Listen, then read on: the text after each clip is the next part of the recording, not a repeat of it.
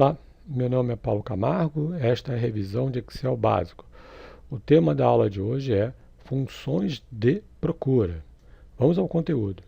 Então, nesta aula, nós vamos tratar de duas funções bem comuns para se realizar procura em uma lista de dados. São elas procv e proch.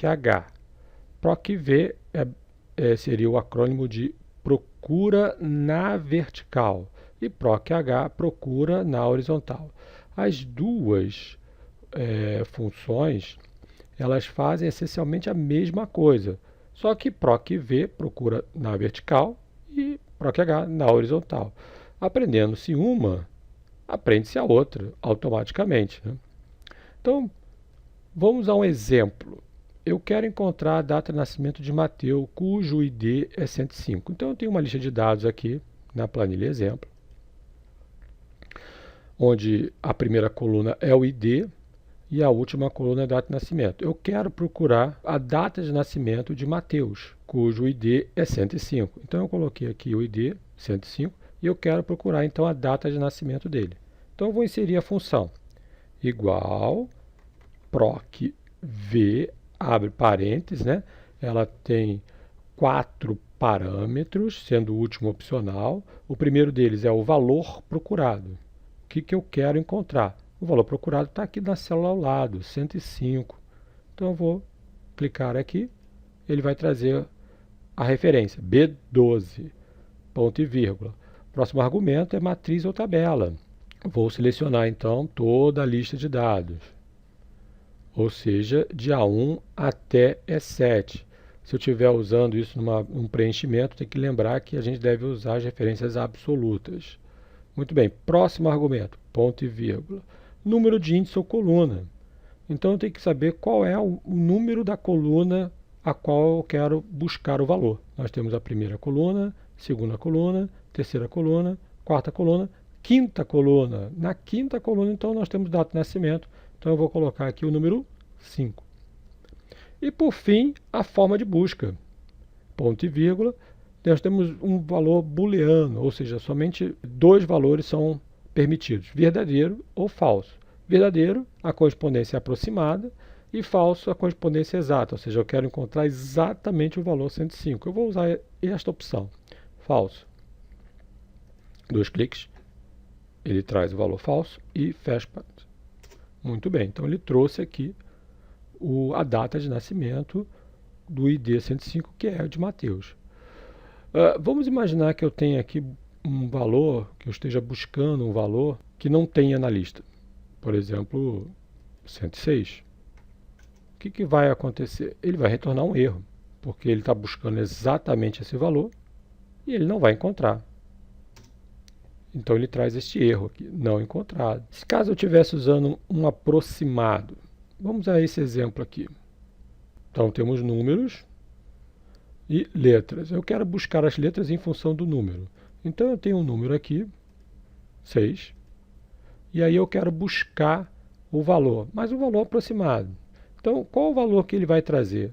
Caso eu utilize procv, mas usando aquela última opção verdadeira. Então vamos tentar aqui, igual procv, abre parênteses, qual é o valor procurado? É o que está na célula ao lado, ou seja, I10, ponto e vírgula, matriz ou tabela. Então vou trazer aqui a matriz ou tabela, de I1 até J8. Número do índice ou coluna, a coluna que eu desejo buscar, então é a coluna 2, né? 1, 2. Então é a coluna 2. Ponto e vírgula. E finalmente, procurar intervalo, eu vou escolher então agora verdadeiro, correspondência aproximada. 2 cliques sobre ele, fecho, Enter. Qual o valor que ele trouxe? J, porque ele foi procurando 1, 1,5, 3, 4,5, 6,8. Passou, né? Então ele traz aqui o valor J, que é o primeiro valor antes de passar o valor 6. Se eu tivesse aqui colocado então 6,9, qual o valor que ele vai trazer? Muito bem, você acertou, é o valor K. A gente tem que saber o que nós estamos fazendo. Então, por exemplo, nesse caso aqui, será que existe uma maneira da gente evitar ou contornar esse tipo de problema? Uma maneira seria essa, usando listas suspensas como os valores de pesquisas. Então vamos ver como é que a gente poderia usar uma lista suspensa aqui, ou seja, não é um campo aberto. O usuário vai escolher a partir de uma lista. Para inserir aqui uma validação neste campo, eu venho aqui em dados e vou usar esta função aqui, validação de dados. Então vou escolher validação de dados. Muito bem, configurações. Vou permitir qualquer valor? Não, não vou permitir qualquer valor. Quero uma lista. Que lista é essa? É essa lista aqui, de IDs. Então em fonte, vou colocar o cursor em fonte, e agora vou selecionar a lista. Muito bem, A2 até A7. Ok. Agora eu tenho uma lista de números permitidos, né? Não existe aqui o 106 porque não existe 106. Então, por exemplo, se eu escolher 103, a Lara, ele vai trazer a data de nascimento da Lara. Se eu escolher um outro número, 105, que é o nosso Mateus, 55, 4 de março de 55. Perfeito. Muito bem. Eu posso controlar isso desta maneira, colocando uma validação de dados. Aqui na aba Problemas, eu tenho, né, quais são os problemas que podem ocorrer em virtude do uso dessas funções. Então, por exemplo, o valor retornado errado. Se você escolher verdadeiro ou for omitido, ele vai procurar um valor aproximado. Então, pode ser que não encontre exatamente aquilo que esteja procurando. Existe uma limitação do uso desta função. A primeira coluna, esta coluna aqui, ela tem que estar ordenada. Isso é uma limitação do uso desta função. É uma limitação bem séria, tá? Bem séria. Se a gente encontrar o ND na célula, a gente já viu isso, né? Quando ele não encontra. Você usou aquele opção falso e o valor exato não foi encontrado. Também existem outros erros que podem ocorrer. Pode ocorrer o erro ref, nesse caso, quando não tem a coluna que está dentro do intervalo, né? Você selecionou uma lista de dados com 3 colunas e está procurando na 4ª coluna, algo desse tipo. Nós temos também o valor da célula, se a tabela for menor que 1. Nós temos outros erros. Nome na célula, se por acaso você estiver usando nomes, certo? E não for correspondente, monte. E finalmente nós temos o erro despejar, que significa que a fórmula depende de uma interseção implícita, quando você usa PROC-V usando a interseção implícita, que nós já vimos em aulas anteriores. Muito bem, então como eu posso contornar esses erros aqui? Uma possibilidade é usar a função se é erro. Se é erro, combinada com PROC-V, eu também poderia contornar esse tipo de problema. Então vamos primeiramente dar um passo atrás, vir aqui em dados, e eu vou retirar a minha validação de dados. Voltar a qualquer valor. Muito bem, agora eu tenho qualquer valor. Eu já tinha usado esse PROC-V, e eu sei que se eu digitar aqui um valor que não existe na lista, ele vai trazer um erro. Então eu posso combinar isto aqui com a função se é erro. Eu vou introduzir aqui a função se é erro, aqui.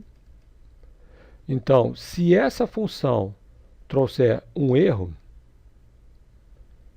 o que acontece caso o valor esteja errado? A gente pode escrever, por exemplo, o valor não encontrado. Aí você pode escolher o que se adapta melhor, né, ao seu caso. Eu vou escrever valor se não encontrado. Então, vou colocar entre aspas, valor não encontrado. Então agora, se eu digitar 106, o que acontece?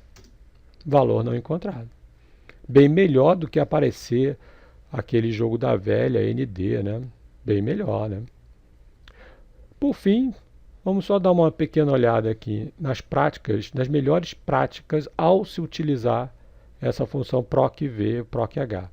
Então, primeira delas, use referência absoluta para intervalo de pesquisa, certo? Como eu já comentei anteriormente, né? Então, é importante, né? Porque você vai utilizar a ferramenta preenchimento e a lista tem que estar fixa.